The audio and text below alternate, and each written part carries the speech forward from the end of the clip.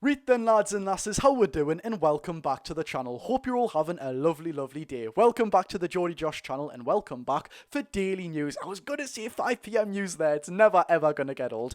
But in today's daily news video, as you can probably see by the thumbnail and the title, we've got some bizarre news to get into. And I'm going to be honest, ladies and gentlemen, on the YouTube channel, I try my absolute best, and for a very long time, for months now, I've not included any news with any sort of iffy sources, some journalists or a journalistic company that's a little bit unreliable. I always try and bring the absolute best, or ones who are local to Newcastle United, etc, etc.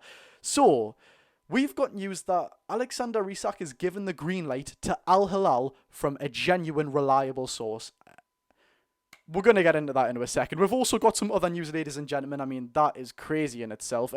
Yeah, the club have confirmed that Anthony Elanga's number at Newcastle United will be number 20, not taking Alexander Isak's number 14, as we thought he may do, and then Alexander Isak takes the number 9. Whether Isak does take that, we don't know yet, but of course, that could be kept for our new striker signing, whoever it is to come into the club, which I guess is a pretty decent thing to give them, say, yeah, you can come into Newcastle United and be the number 9, it's just a little incentive, isn't it? But also, due to him taking the number 20, which was previously took by Lewis Hall will now be number 3 at Newcastle United, and he should be as well. Every left back who's starting week in, week out should be the number 3, and Lewis Hall rightly deserves it. It just is so aesthetically and like OCD pleasing to have your left back as the traditional number 3, and probably is going to be the first defender I ever get on the back of a Newcastle United shirt. I absolutely adore that boy. So without further ado, if you do enjoy the video, not the news, of course, all the updates and stuff I sort of bring you, do hit the thumbs up button, I greatly appreciate it,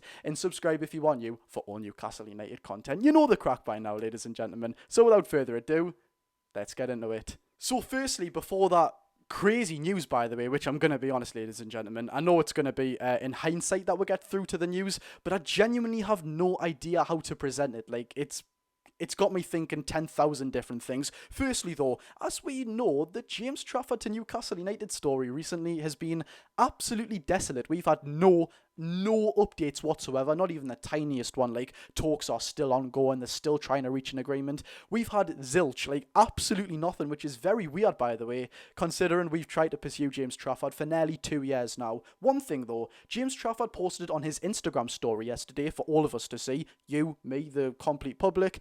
He is training by himself in pre-season. He's not with the Burnley squad over in Portugal, I believe they are, and we also know that because Burnley, on all of their social media posts on Instagram, Twitter, YouTube, TikTok, James Trafford features in none of them, and obviously we do know he's away from the squad due to his social media post. So is James Trafford, I don't know, still working with Newcastle United, considering he's not with Burnley, and if he's not with Burnley, maybe an agreement can't be reached. I don't know, but it's just a little bit of speculation, isn't it, ladies and gentlemen? Also, we spoke about on yesterday's video, Newcastle's potential Hugo Ekitike replacement could have been Yuan Vissa, reported by Keith Downey of Sky Sports.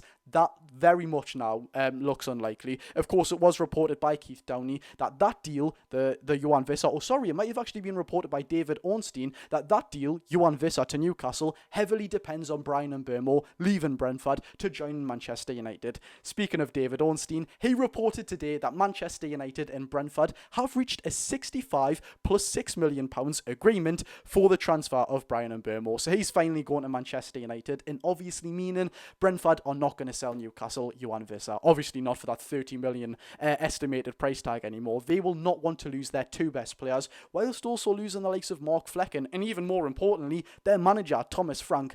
Brentford could actually be in a lot of danger in the Premier League, you know. I don't think that's something that we've seen coming, but they seriously are.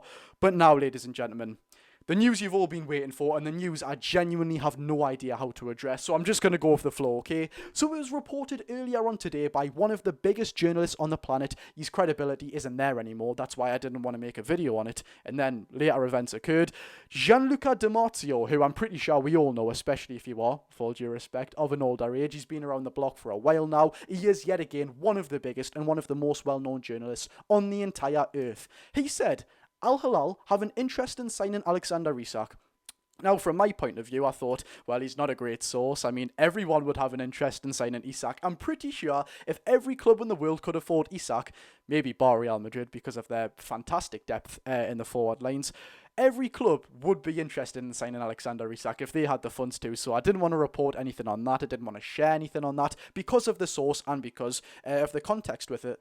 Then Santi Auna, who you may not have heard before, and it is a very, very bizarre name, but genuinely trust me, he's a very reliable source over on Twitter, and people who are on Twitter will know that Santi is a decent source. He gets lots of transfer rights. He was the first person ever to get the Kylian Mbappe to Real Madrid news, but don't worry, that's not just the only one he's got. He's got many, many more. Anyways, though, he's a reliable journalist, and he's put on Twitter this afternoon, Alexander Isak has given the green light to Al-Hilal to start discussions with the Saudi Pro League club. Talks are ongoing between the Saudi club and Alexander Isak's agents.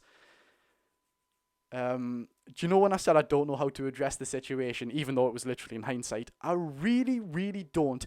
Would Alexander Isak be open to a Saudi move? I genuinely do not know, considering he essentially didn't push for the move to Liverpool. You would think that his ambitions are clear, like he wants to stay at Newcastle and prove himself and prove that number 14 shirt and create his own legacy.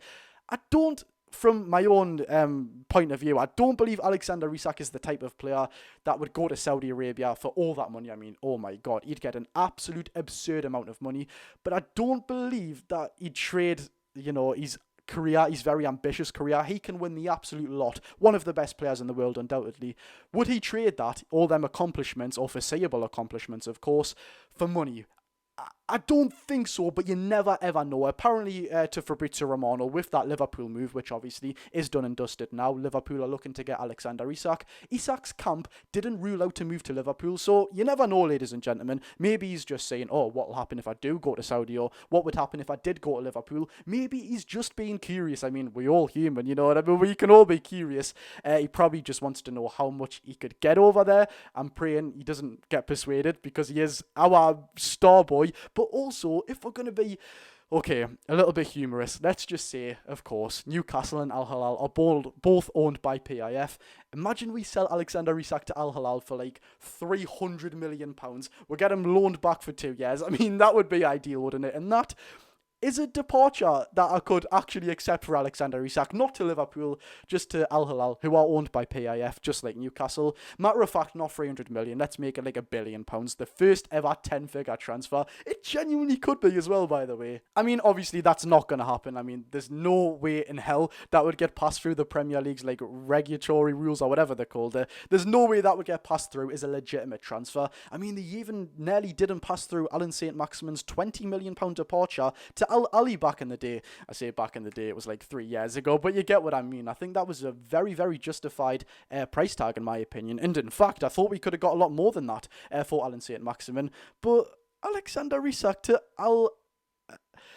honestly, ladies and gentlemen, I'm sorry. When I do the videos, I try to come off like I know what I'm talking about and try to give detailed descriptions, but this has genuinely bewildered me. Like, this has took me by surprise a lot. I thought everything with Isak was over and done with. Liverpool, one of the biggest teams in the world, obviously wanted Isak. They didn't get him, but now Saudi clubs have entered the picture.